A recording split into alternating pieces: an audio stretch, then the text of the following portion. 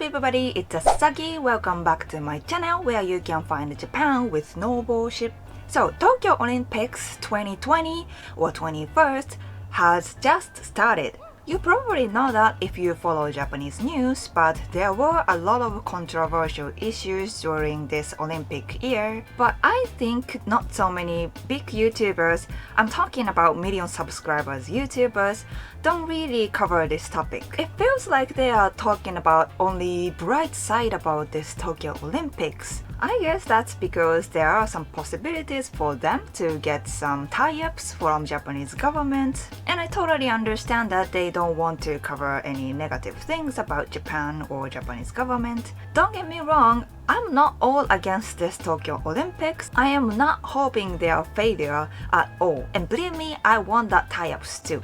However, as the channel title says, I share my honest opinion on this channel. So in this video, I'm going to share my thoughts on Tokyo Olympics 2020 or 2021, both negative sides and positive sides. So keep on watching and let's get started. I was so excited when the Olympic Committee first announced that they would have the Olympics in Tokyo. There will be more tourism, there will be more good exposure for Japan. It was supposed to be a great opportunity for us to show our capability, what we have, and share our amazing culture to the world. But as the Olympic year came closer, a lot of issues occurred, especially after COVID started. So let's talk about the negative side first. And here are the biggest disappointments for me. Number 1. Having the Olympics in the middle of the pandemic. Many of you guys probably agree with it, but this is basically not a good idea. People are still fighting and suffering from this pandemic, and the number of the positives in Tokyo are rapidly increasing, and we are in a state of emergency. It's not the right timing to do the Olympics, and I wonder why they didn't extend one more year, just one more year. This is simply uneasy. Japan had to make a lot of effort to make this happen. They probably paid a lot to modify the venue and procedure and etc. And most of all, they had to risk people's life, not only the athletes but also Japanese residents. In Japan, people still haven't vaccinated, so basically a lot of us still don't have immune system. And because the IOC insisted that they would have the Olympics in 2021, somebody had to do it. Even if Japan rejected, I think somebody had to do it, right? So it feels like Japan is a sacrifice this time. Maybe it was a bit too harsh way to say it, but yeah. Number 2. Discriminatory remark. I am so disappointed by the sexist remarks by Mori Yoshiro, the former president of Japanese Organizing Committee. He said at the meeting, female directors talk too much, which is annoying. I mean, can you believe it?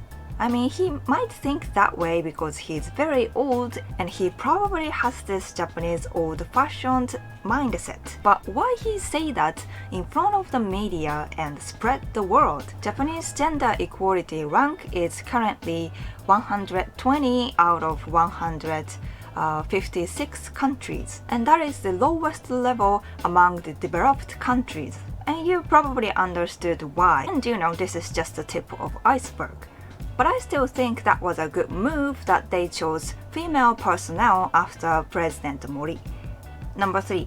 Unsuitable personnel.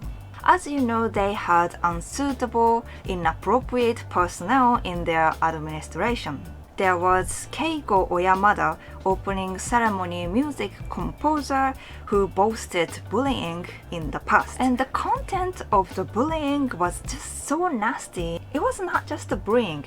That was a crime.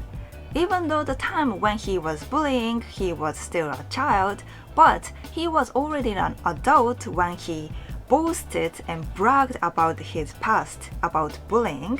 So of course you can't hire someone like that for a government job, especially the Olympics, because he's not suitable at all for Olympics policy.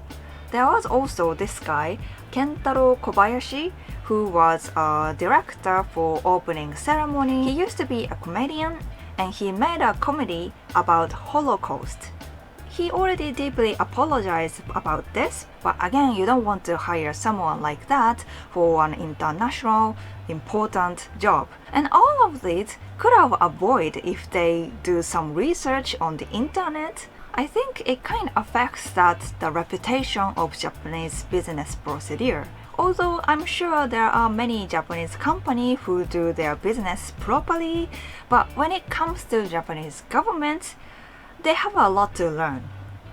Okay, let's talk about the positive side now. I watched the opening ceremony last night and I have to say, I think that was pretty good considering they didn't have much time to organize and they had a lot of restrictions because of COVID. I think they did a good job.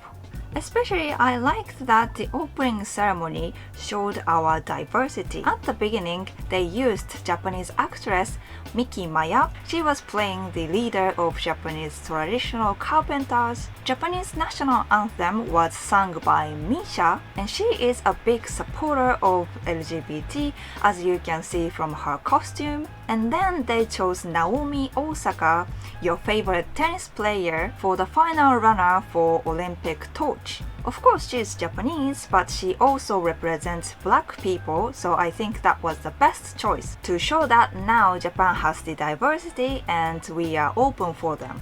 I'm also optimistic about the future tourism. Believe it or not, Japan has improved so much in regards of tourism. There are more English signage, there are more amusements, more innovations to make your stay more comfortable. Not just the Tokyo area, but also other touristic areas outside Tokyo. I'm sure you would enjoy next time you visit Japan. And I really hope you do, because people are waiting for you. I can't finish this video until I talk about athletes. I really wish them the best. They deserve to enjoy this moment because they made so much effort to come here, even though the world has been uncertain. And I'm sure by watching them, we will have more hope, we will be more encouraged to live another day. And I think that is one of the most important things about the Olympics. So that was my genuine thoughts on Tokyo Olympics 2021. I hope you enjoy it. Let me know what you think about this Olympics in the comment section, but please be respectful to each other because I know this topic is a little bit controversial and everyone has a different opinion. And please hit the like button and subscribe to my channel and check out my Instagram for more Japan with no bullshit. And as always, thanks for watching. I'll see you in the next video. Bye!